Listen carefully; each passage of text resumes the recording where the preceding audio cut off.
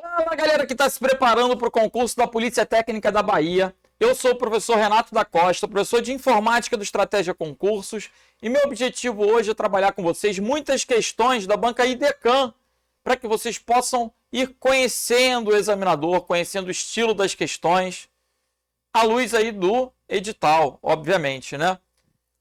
O conteúdo programático da Politec é idêntico praticamente ao conteúdo programático da Polícia Civil da Bahia. Embora bancas diferentes tenham o mesmo conteúdo na minha disciplina. Observem, conceitos de internet e intranet, conceitos e modos de utilização, tecnologia, ferramenta, aplicativo e procedimentos associados à internet e intranet, ferramentas e aplicativos comerciais, navegação, correio eletrônico, grupo de discussão, busca e pesquisa. Noções de sistema operacional, o Windows, não cai Linux, só cai o Windows. Noções de IP, vale a pena lembrar a sintaxe, o formato do endereçamento IP, versão 4, versão 6. Noções de e-mail, também relacionado à estrutura do e-mail, quantos dígitos tem o endereço e-mail, que é do celular. Porta lógica, identificação e manipulação de arquivos. Backup de arquivos, tipos de backup normal, incremental, diferencial, diário, de cópia. Conceitos básicos de hardware, placa-mãe, memória, processador, disco, armazenamento, periféricos, ou seja, toda a parte hardware. Noções básicas de editores de texto e planilha. Não cai PowerPoint e Impress, só cai Word, Excel, Writer e Calc. Segurança da internet, que é a segurança da informação, aquela parte de malwares em geral, vírus, spyware, malware, phishing. Conceito de metadados, que são dados sobre dados, propriedades dos arquivos. Programas de navegação, Internet Explorer, Firefox e Chrome, os principais. Programas de correio eletrônico, Outlook e Thunderbird. Sites de busca e pesquisa na internet, a gente tem o Google como principal exemplo. E grupos de discussão, redes sociais, transferências de arquivos pela internet. Aí a gente tem que conhecer, inclusive, algumas ferramentas como o e-transfer, FileLink, armazenamento de dados na nuvem, Cloud Storage, Google Drive, OneDrive, Dropbox. Conceitos de organização e gerenciamento de informações, arquivos, pastas e programas. Deep Web e Dark Web. Essa parte de Deep Web e Dark Web é meramente conceitual, ok? Então, vamos cair dentro? Vamos embora. Trabalhando questões da banca IDECAM. O que são os dispositivos denominados roteadores para a internet? O que a gente tem que lembrar? A internet é a rede das redes. A internet é uma rede baseada na comutação de pacotes. Ou seja, para que eu envie uma informação de uma origem para um destino, essa informação ela vai percorrendo vários equipamentos intermediários até chegar ao destino. Imaginem, da minha casa para a sua casa, não existe um fio direto. Então, essa aula ela vai estar trafegando do YouTube para a sua casa, da plataforma do Estratégia para a sua casa, através de vários equipamentos intermediários. Esses equipamentos intermediários são os roteadores. O objetivo do roteador, como o nome diz, é definir a rota, definir o caminho. Tecnicamente, o roteador é um equipamento que vai permitir a interligação de redes, a interconexão de redes. Então, para que na sua casa a gente tenha vários equipamentos, vários dispositivos conectados e esses equipamentos possam acessar a internet, é necessário que haja um roteador. Repete. Observe. Uma conexão com a internet implica um modem. O computador, antigamente, na década de 90, ele se conectava através da conexão de escada, do telefone. Cada computador tinha que ter uma linha telefônica para poder acessar a internet. Que droga! O telefone era caro, a conexão era cara, a internet era cara. Muito ruim. Com o passar do tempo, a internet foi se popularizando. E hoje todo mundo tem uma banda larga em casa. Todo mundo tem um acesso à internet. Isso já se tornou uma coisa mais habitual. E esse acesso à internet ele pode ser compartilhado para vários dispositivos numa rede doméstica. Para ligar os computadores locais, os equipamentos domésticos com a internet, você vai precisar de um roteador. Então, depois dessa introdução acerca do tema, vamos entender, vamos observar a resposta. O que são dispositivos roteadores? Roteadores interconectam redes. Anotem aí. Interconectam redes. São dispositivos ligados ao computador através de uma conexão na placa-mãe. Aí já está errado. Para que o computador possa se conectar à rede. Não. Para que o computador possa se conectar à rede. Não, negativo. Para que o computador possa se conectar à rede, ele precisa ter uma placa de rede ou um modem, se for no caso uma conexão com a internet. O roteador vai ser um dispositivo intermediário que pode ser sem fio, Wi-Fi, ou pode ser com fio, Ethernet.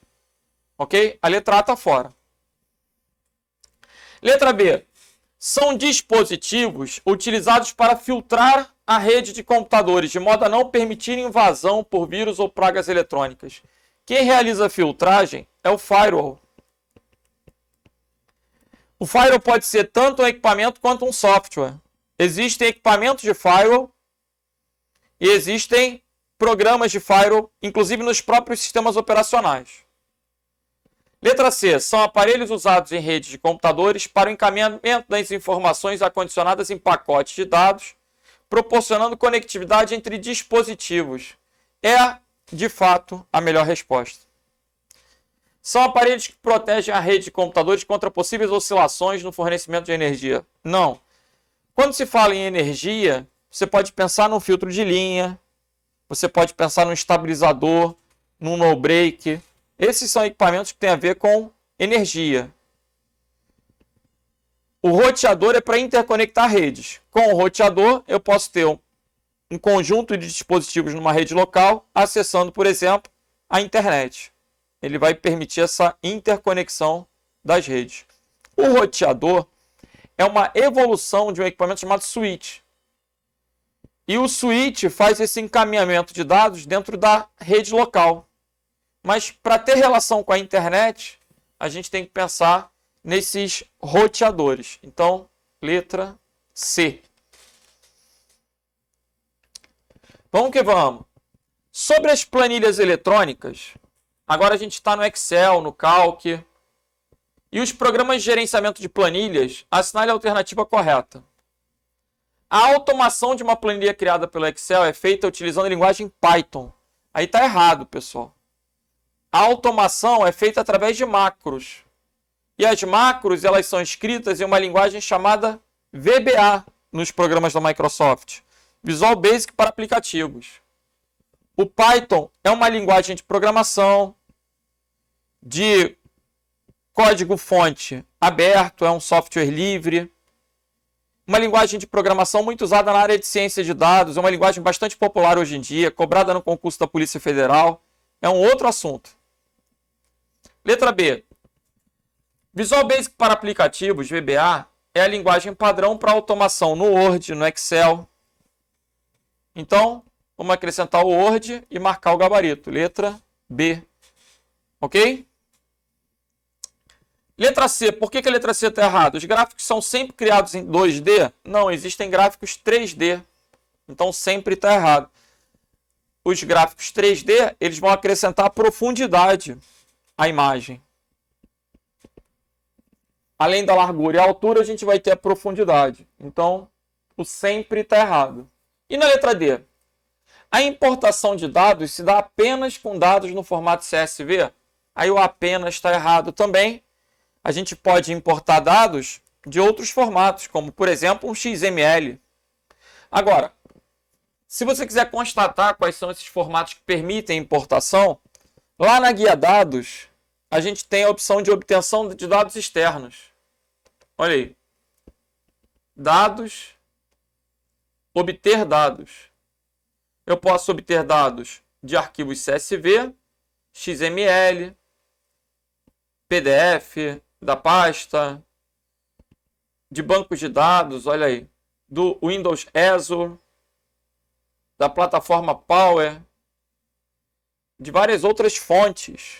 Então, quando ele coloca apenas, já está bem errado. O CSV é permitido, o problema é o apenas. CSV é um formato de texto separado por vírgula, justamente para importar e exportar entre sistemas.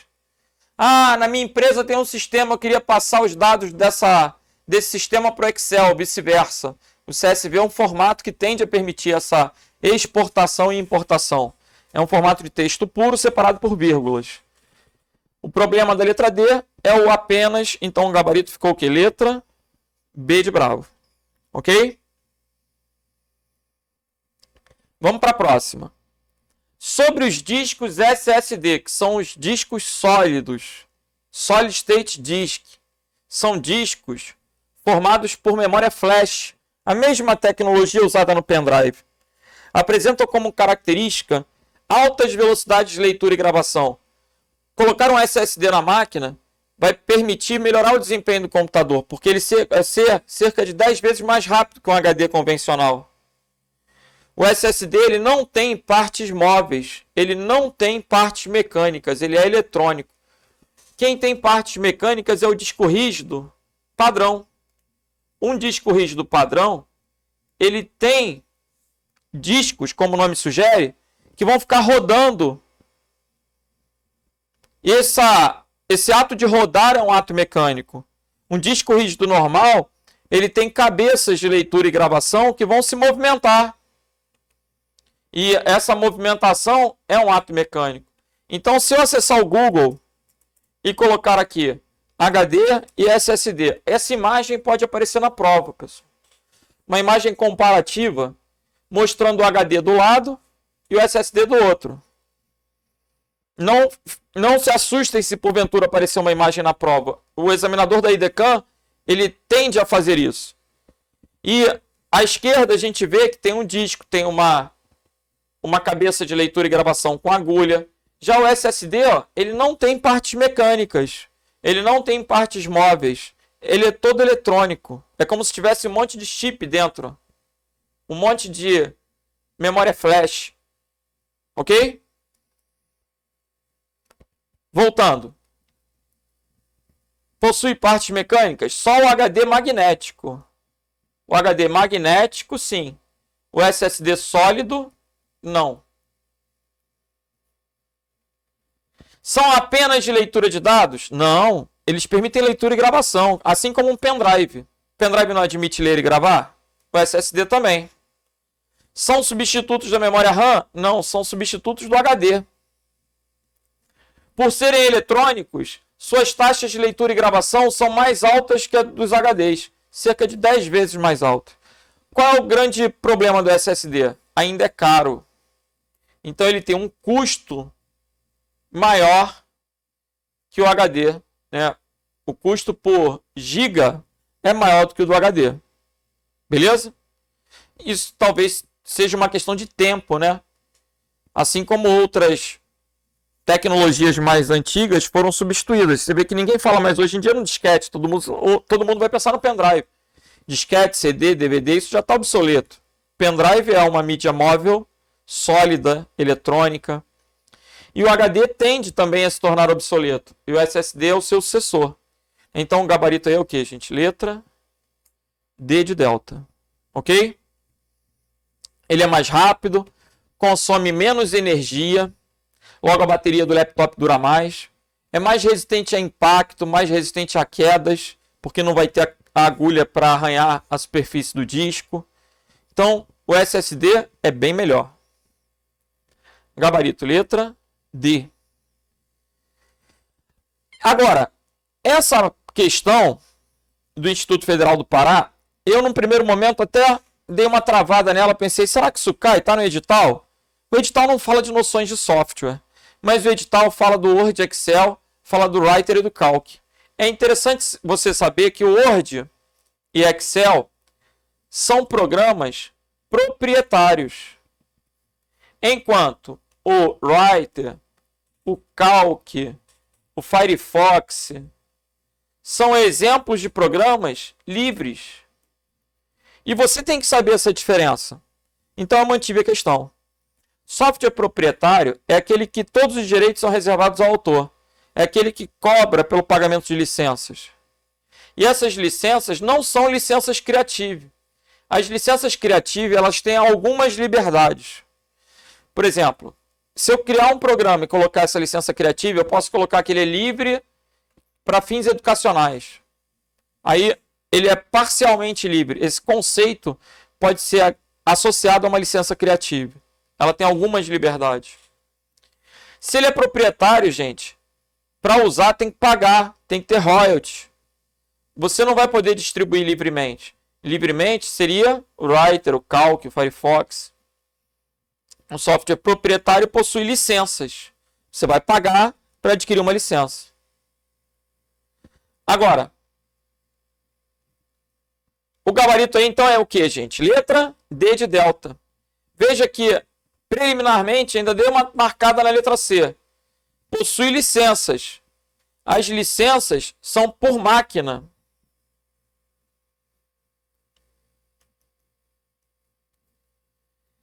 Para ser utilizado, o usuário deve adquirir uma ou mais licenças de uso. Então, o gabarito é o que, gente? Letra D.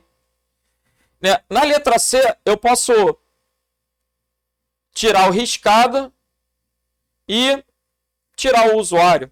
Vou deixar possuir licenças por máquina. Se eu tenho uma licença para usar no trabalho, aquela licença é daquela máquina. Se eu for mandado embora, outro usuário vai usar aquela licença. E na minha casa eu não vou poder, embora seja o Renato, usar aquele programa, porque a licença está vinculada à máquina. Normalmente o software proprietário, quando você instala no computador, você adquire a licença. Se você instalar em outro computador, você vai ter que ter outra licença. A licença é para uso naquele equipamento. Ok? Gabarito, então, ficou o que? Letra D de delta.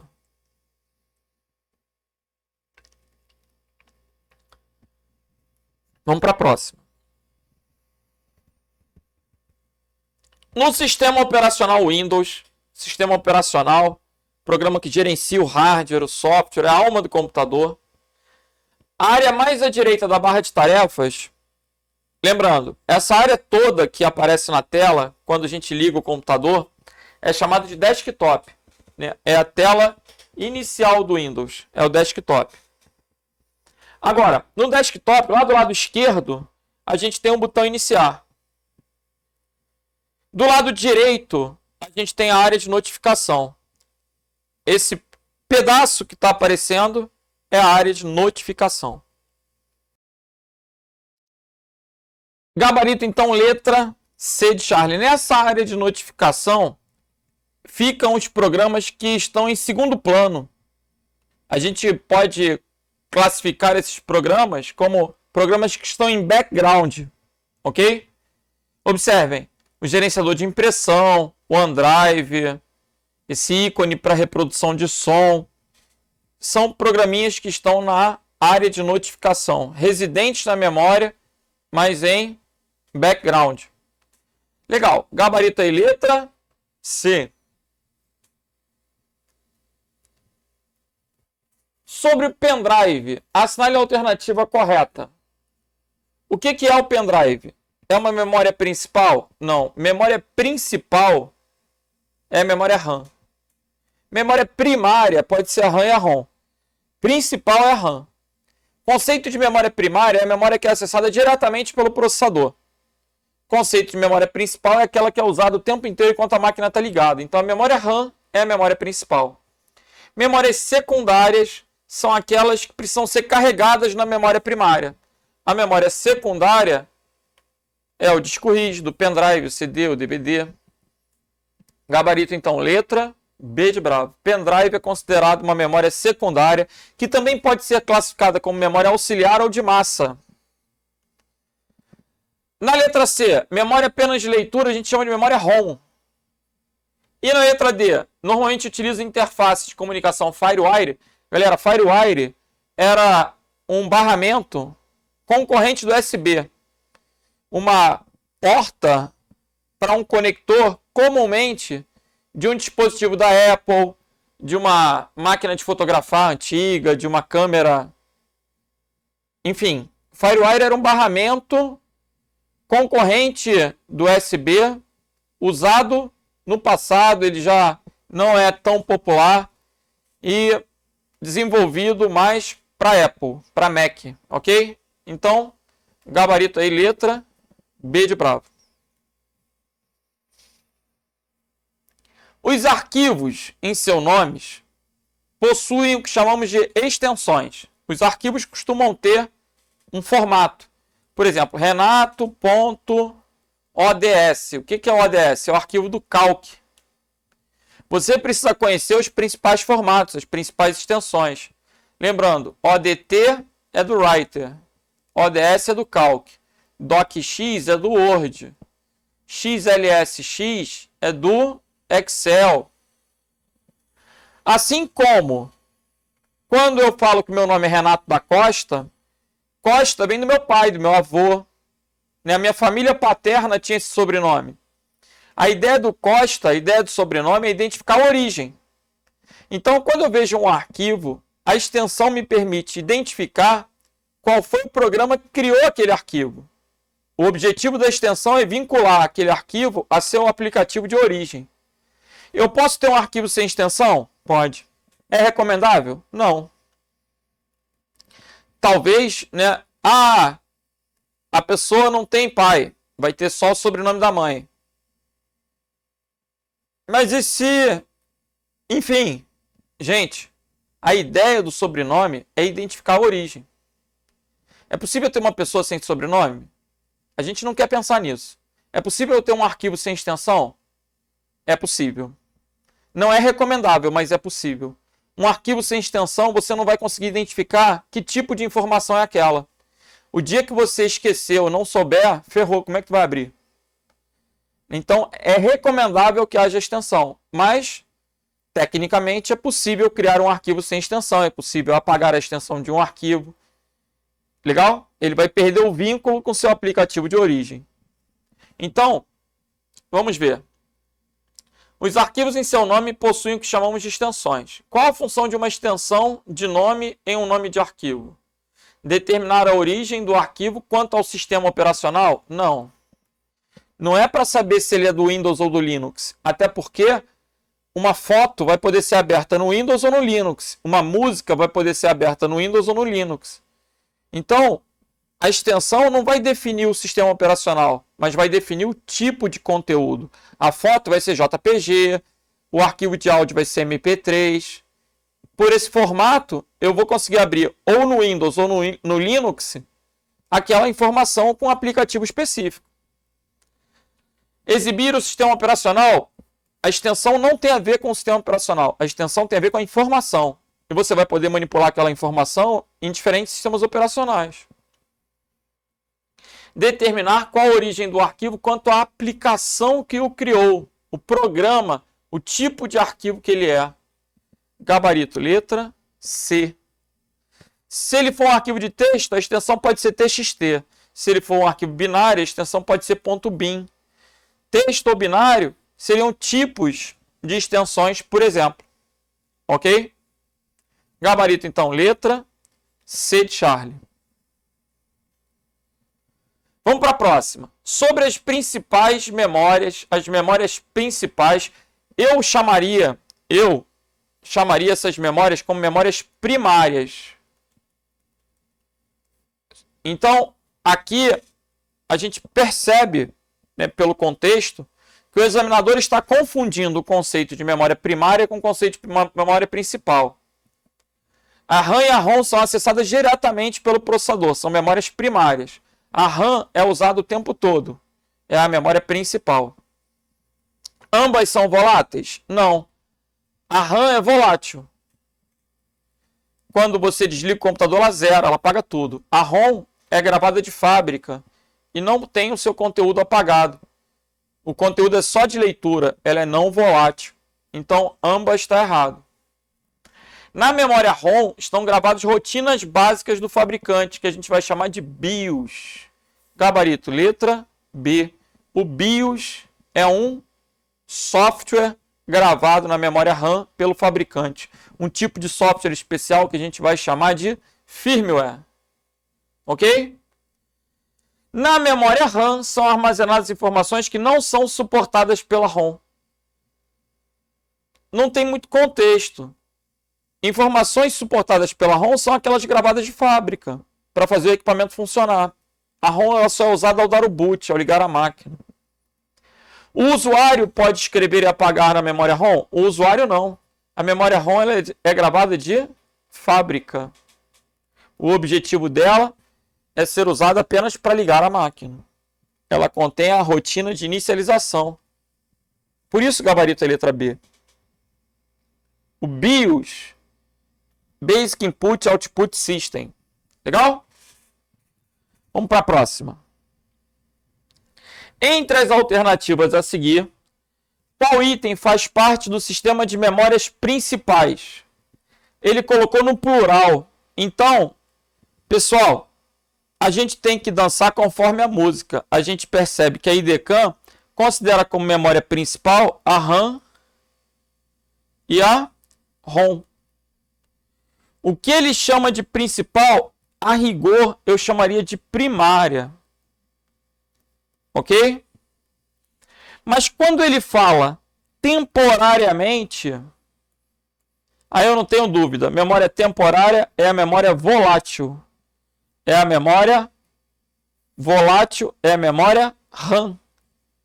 Volátil. Aí é a memória RAM. Ah, um detalhe. Tecnicamente, todas essas são primárias. Por quê? Todas são acessadas diretamente pelo processador. Olha a teoria. Memória primária é aquela acessada diretamente pelo processador. Memória secundária é aquela que tem que ser carregada na memória primária. Como um pendrive, um DVD, um HD. Você vai ter que carregar na memória RAM. Então, todas essas fazem parte das memórias que eu, Renato, chamaria de primárias. Mas a IDECAM chama de principais. Abstrai. Conhecendo a banca, a gente vai considerar isso como verdade e não vai brigar mais com isso. A que armazena temporariamente durante a execução, a gente vai considerar sendo a memória RAM. Embora, olha que legal, a memória cache também é volátil. O registrador também é volátil. E se a gente bater o pé mesmo, dá para fazer recurso. Mas eu não vou querer fazer recurso. Eu quero acertar a questão e passar para a próxima. Então, a memória RAM é a memória que vai armazenar os programas durante a execução. A cache, pessoal, é um tipo de RAM. A cache armazena as últimas informações processadas para permitir que o processador, necessitando delas, busque em cache, tornando o acesso mais rápido. A cache diminui o tempo de acesso, melhorando o desempenho do computador. É triste, porque é uma questão que eu marcaria a letra C. Eu entendo que é a resposta, entre aspas, mais correta. É perceptível que o examinador quer a memória RAM, mas se for muito chato e rigoroso, essa questão poderia ser anulada, porque a memória cache e o registrador também são tipos de RAM, são memórias voláteis, então daria para fazer um recurso nesse sentido. Gabarito letra C.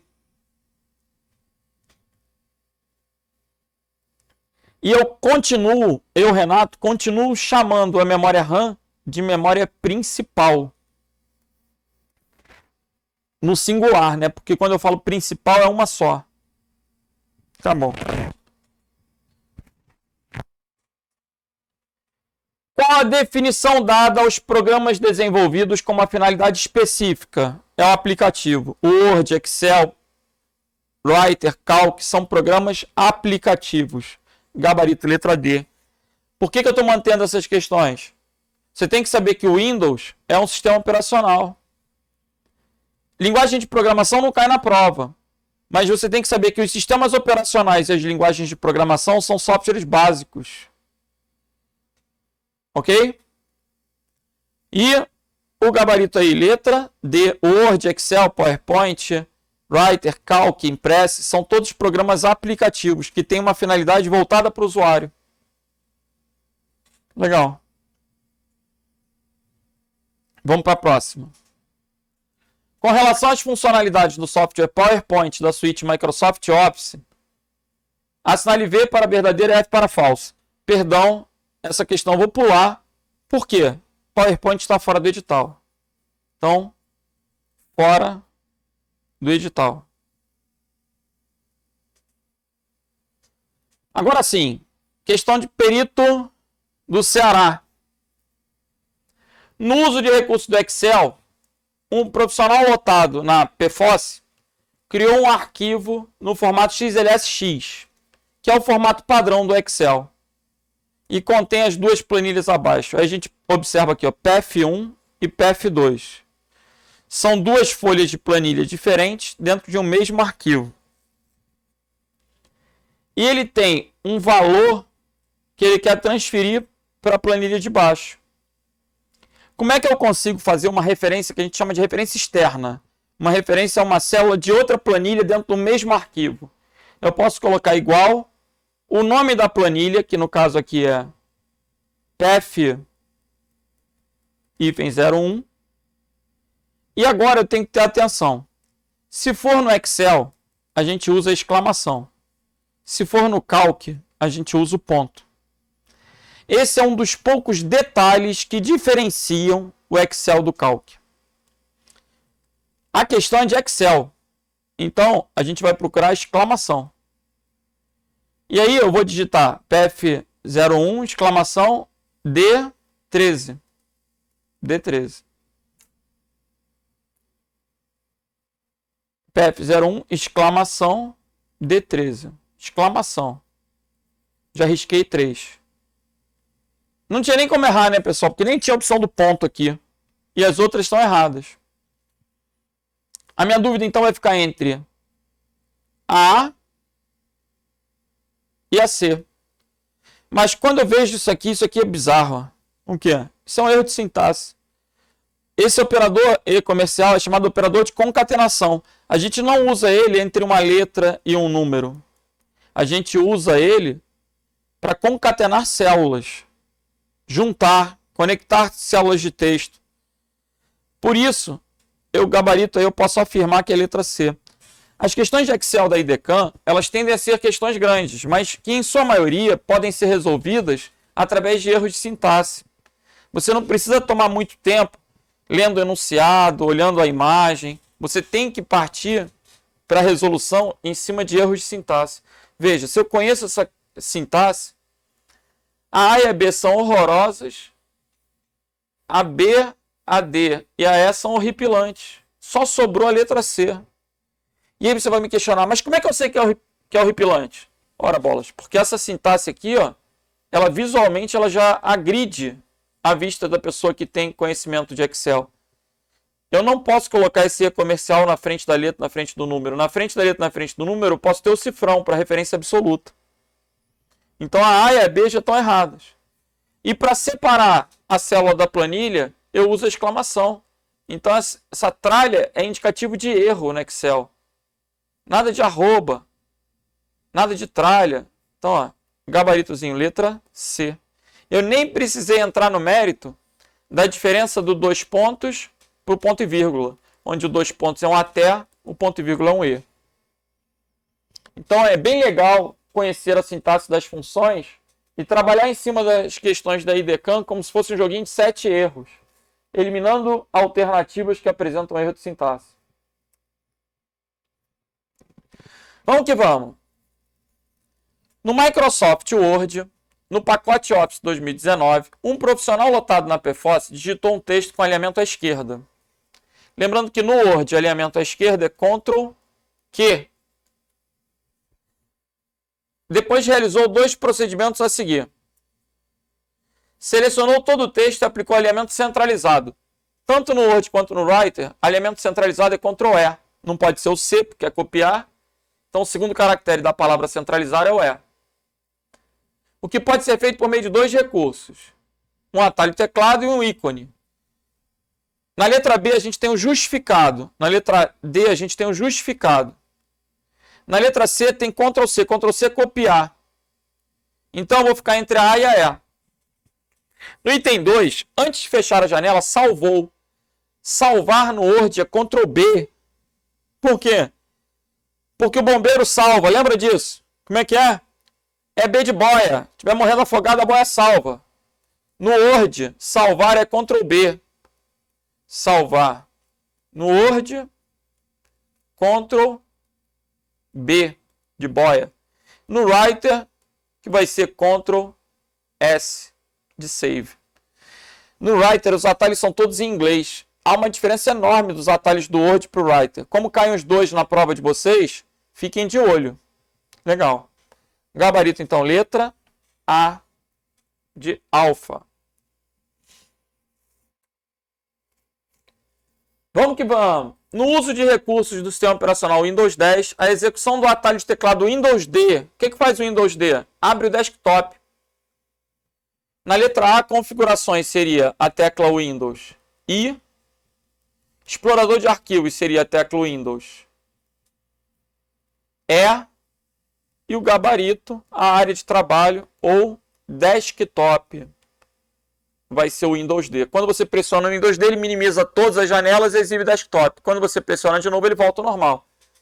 Então, ele exibe a área de trabalho, gabaritozinho, letra E. É o D de desktop.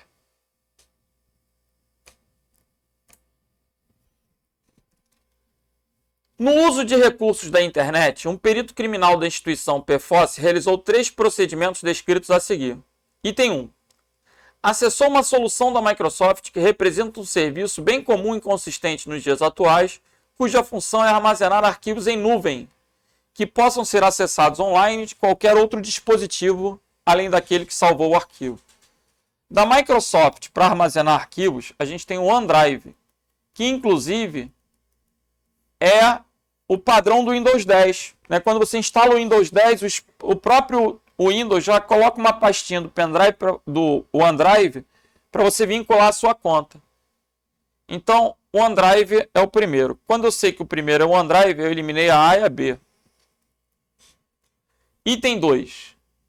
Navegando em sites da internet por meio do browser Firefox Mozilla, executou um atalho de teclado que abre uma caixa de diálogo para impressão. Em qualquer aplicativo, não tenha dúvida, impressão é Ctrl P. Então, o gabarito aí da questão é letra D. E você não precisava conhecer o último item. Mas eu vou ler. O acesso à internet utiliza uma infraestrutura sem fio, com o emprego de um roteador Wi-Fi que distribui os endereços IP de forma dinâmica. Quando o equipamento quer se conectar, ele vai obter o IP junto a esse roteador. Esse roteador tem um protocolo DHCP, Dynamic Host Configuration Protocol. O objetivo do DHCP é configurar os IPs dinâmicos. Então, corretamente, gabarito letra D de delta. O IP passa a ser um assunto muito importante para essa prova. Ele está bem explícito no edital. Você tem que estudar com mais detalhes características do IPv4, IPv6, DHCP. Letra D.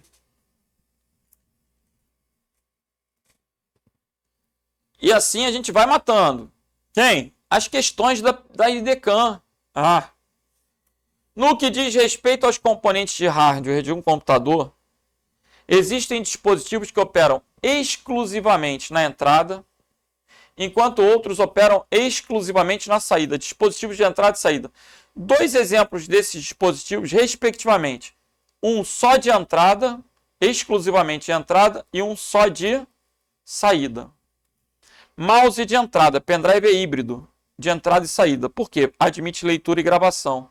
A leitura é de entrada, a gravação é de saída. Então, todos os que são híbridos, eu estou colocando E/S. O scanner é só de entrada, o scanner é só de entrada, o plotter é de saída. Por que a questão ficou difícil? Scanner todo mundo já conhece. O scanner serve para quê? Passar uma imagem do papel para o computador, do meio físico para para o meio digital. Mas o plotter, nem todo mundo sabe que o plotter é como se fosse uma impressora grandona. Uma impressora para grandes formatos de papéis. Olha aí, para imprimir cartazes, banners, faixas, plantas arquitetônicas, são produzidas com o auxílio de um plotter. Então, o scanner é um dispositivo de entrada, o plotter é um dispositivo de saída. Na letra E, a gente tem saída e entrada. Ele quer entrada e saída, gabarito letra D de delta. Vamos para a próxima. No que se refere aos aspectos da segurança da informação e da internet a serem observados por peritos em suas atividades, um se refere a um termo relacionado à realização de uma cópia de segurança que se faz em outro dispositivo de armazenamento, como HD externo, pendrive, para o caso de perda dos dados originais na máquina devido a vírus, a dados corrompidos ou outros motivos, e assim seja possível recuperá-los. Esse termo é conhecido por backup. Gabarito letra C de Charlie. Ok? No uso dos recursos do Excel, um profissional lotado na PFOS criou a planilha mostrada na figura abaixo. Em E5, inseriu uma expressão usando a função C, que mostra ok se a quantidade existente é maior que a mínima e repor se for menor que a limite. Eu comentei com vocês que muitas questões da banca eu consigo resolver sem ficar lendo. Então, vamos ver se isso é verdade. Todas estão com sinal de igual, todas começam com C. Essas estão muito padronizadas, eu não vou conseguir eliminar por erro de sintaxe.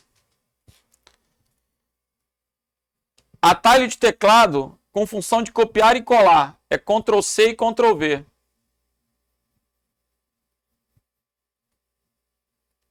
Então as três primeiras foram embora. Tem que ser Ctrl C e Ctrl V. O que ele diz? Ó, se C8 for maior que D8 é ok, acabou, porque todas trazem isso. Mas se C8 for menor que D8 é repor o limite. Vamos ver. É isso que a gente vai ver. Se C8 for menor do que D8. Se a quantidade existente for menor que a mínima, eu tenho que repor. Então, se for igual, é que fica no limite. Logo, se C8 for menor que D8, eu tenho que repor. Gabarito, letra D. Para que fosse limite, eu teria que colocar o igual aqui. Beleza? Como é que você sabe? Está aqui, ó. Limite é quando 5 é igual a 5. Quando existente é igual a mínima. Aí está no limite. Ok? Vamos continuar? Bora!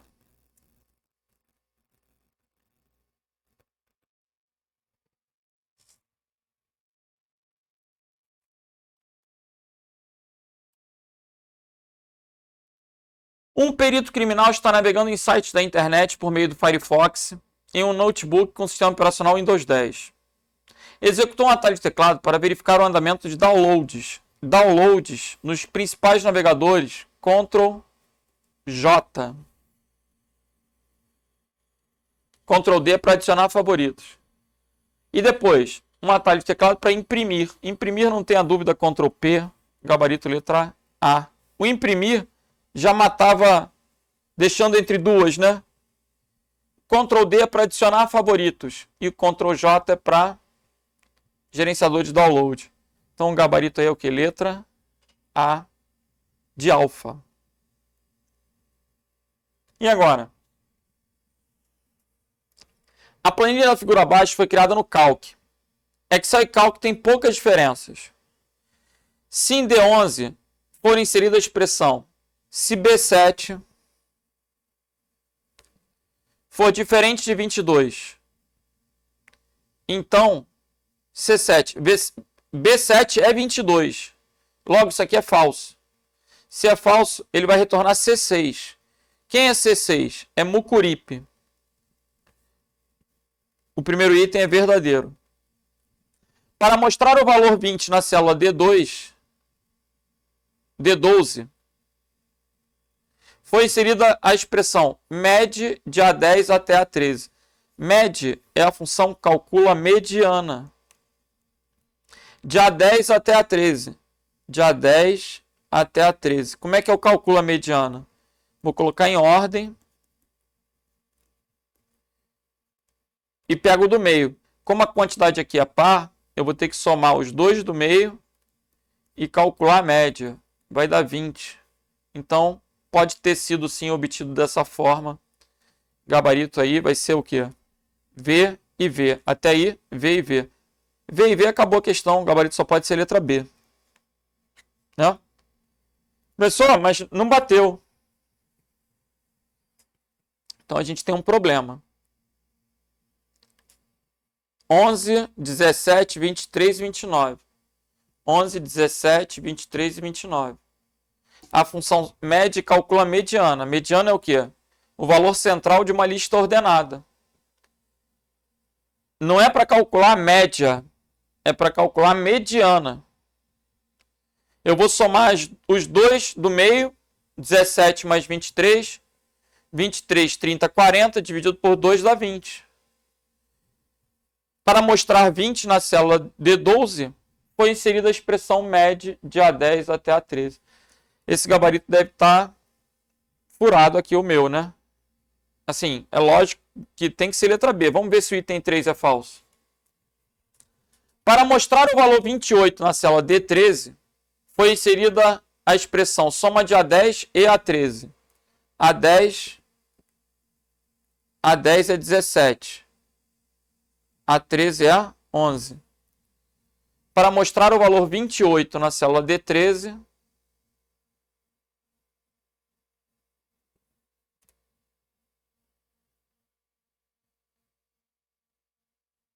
pessoal, vai ser verdadeiro também. E agora? Já sei, olha o erro aqui, ó. Me perdoem, me perdoem. Sabe por que eu estou sendo induzido ao erro? A culpa é do estagiário. Por que a culpa é do estagiário? Porque, da maneira que está esse slide, olha só, se fosse um ponto final aqui, o item era verdadeiro. Mas aqui tem uma vírgula. E nessa vírgula, o texto mostra na sequência o seguinte, que determina a média aritmética. Aí está errado. Por que está errado? Porque é mediana. Gente, que maldade. A questão, ela retorna 20. Ela foi calculada, sim, com a função média. Só que, ou pode ter sido calculada com a função média. Eu não conferi se a média também é da 20. Vamos conferir? Vamos ver aqui, ó. Se eu estivesse trabalhando com a média, eu estou mostrando para vocês que existe a função média e existe a função média. Mas que a função média calcula a mediana. E o conceito de mediana é o valor central de uma lista ordenada.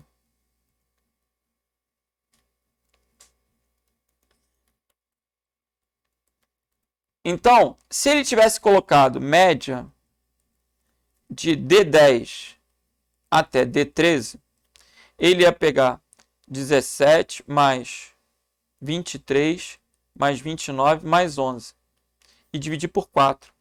17 mais 23 dá 40, 29 mais 11 também dá 40, ia dar 80 dividido por 4, que ia dar 20.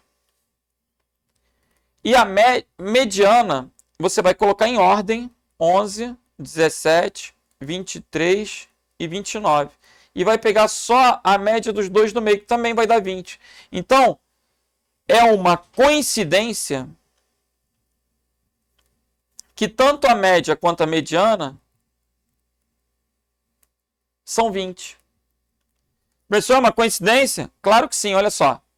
Se eu colocar para vocês 2, 10 e 50,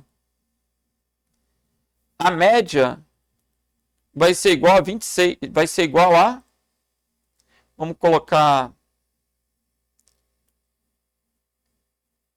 3, para poder ter média. A média vai ser igual à soma, perdão, a média de 3, 10 e 50, vamos colocar assim que vai funcionar, vai ser igual a 63 dividido por 3. 63 dividido por 3 vai ser igual a 21.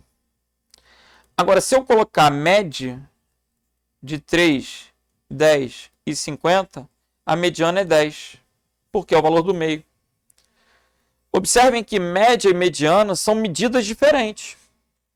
São medidas estatísticas diferentes. A mediana ela não sofre interferência dos valores extremos. Legal.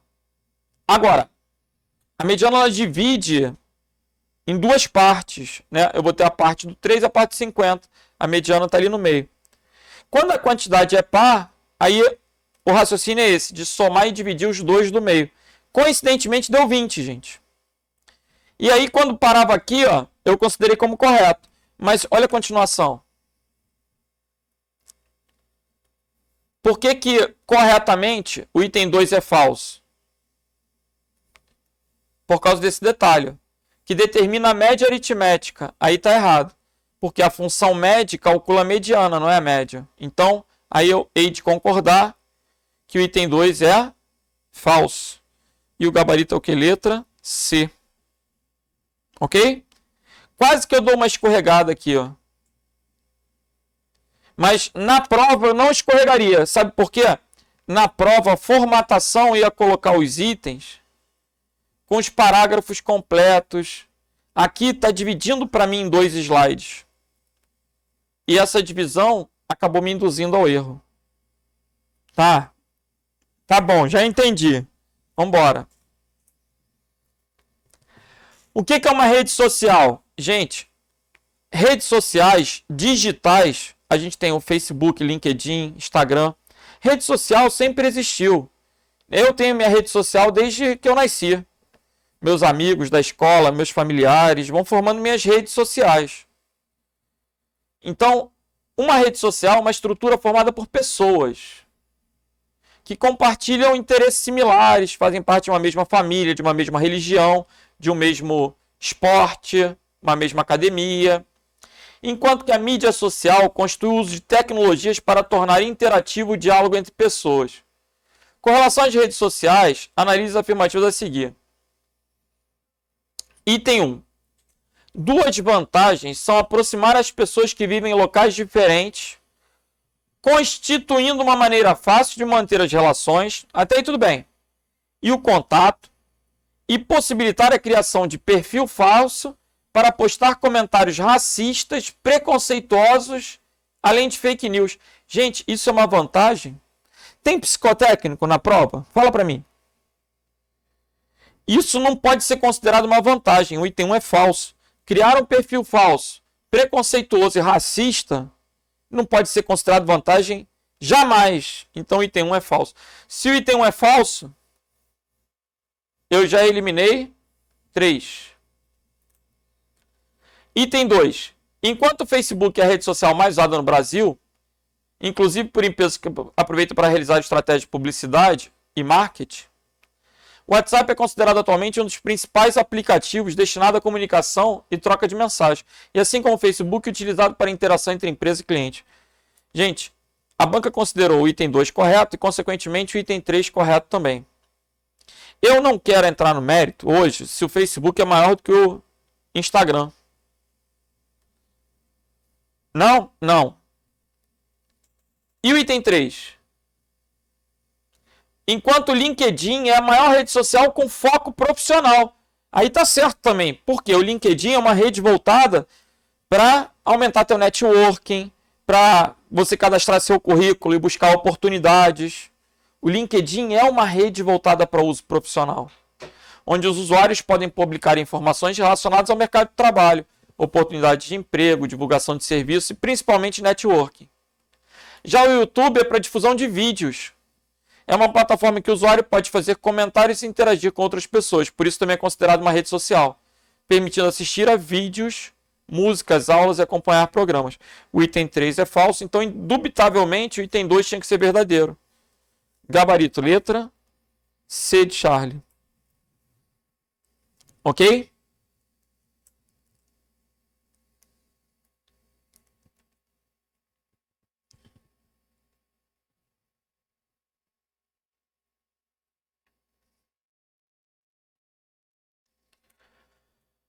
Vamos lá. Uma questão de segurança da informação agora, mais relacionada aos princípios, à gestão da segurança, onde a gente tem uma tríade muito comum, que é confidencialidade, integridade e disponibilidade. Vamos ver. Propriedade 1. Associada à ideia da capacidade de um sistema permitir que alguns usuários acessem determinadas informações ao mesmo tempo em que impede que outros não autorizados a vejam.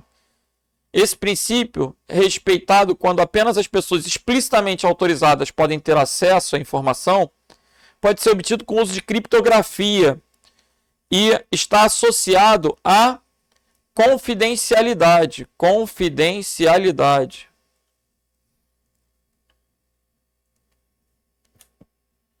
Confidencialidade. Acabou a questão. P2. Associada à ideia de que a informação deve estar disponível para todos que precisarem dela para a realização dos objetivos empresariais.